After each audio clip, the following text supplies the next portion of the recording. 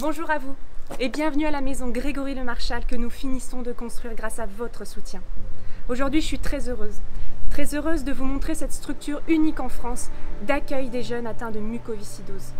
Grâce à la transplantation pulmonaire et à l'amélioration des traitements, ces jeunes voient leur espérance de vie augmenter significativement.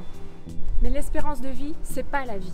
Pour vivre, il faut réussir à se projeter, à dépasser ses difficultés, ses souffrances, à s'épanouir. Alors toute l'ambition de la maison Grégory Le Marchal, c'est d'être un lieu de ressources, un lieu d'échange et un tremplin socio-professionnel pour tous ces jeunes. Effectivement, il faut se rappeler que la mucoviscidose est la première maladie génétique mortelle en France. C'est une maladie invalidante. Ce qui contraint tous ces jeunes, les enfants, les ados, les adultes, à un marathon quotidien de soins très lourds.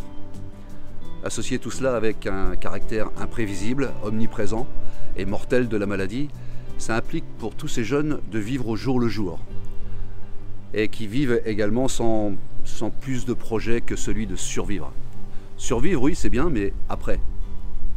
Il n'existait pas en France une maison telle que celle-ci, une maison d'accueil des jeunes autour de la mucoviscidose, comme il peut en exister dans d'autres pathologies.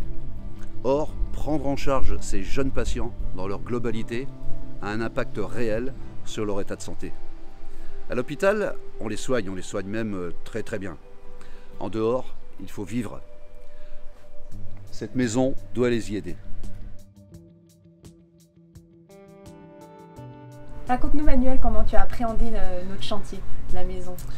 Pierre et Laurence m'ont présenté leur projet comme leur bébé, comme une renaissance dans laquelle l'âme de Grégory devait résonner, et ce dans chaque pièce, les matériaux employés, en passant par l'isolation, les revêtements, les menuiseries, et ce jusqu'aux poignées de porte, terrasse et espaces verts.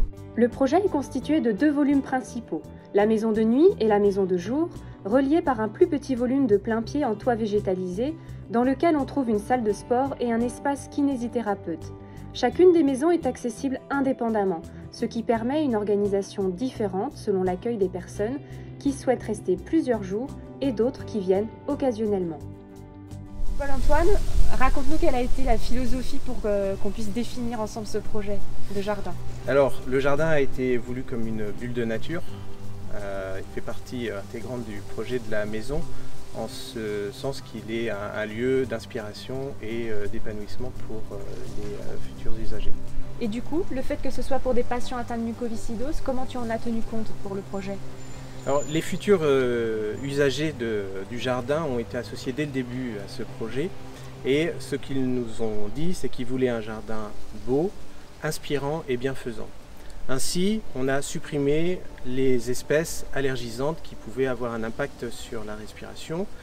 On a veillé à ce que ce jardin apporte un réconfort psychologique et on a pensé à faciliter les échanges entre les jeunes en créant des espaces dédiés aux petites réunions dans un cadre de verdure. Voilà, le jardin est au tout début de son aménagement et vous en verrez plus à la rentrée. Voilà un premier aperçu de la maison Grégory Le Marchal.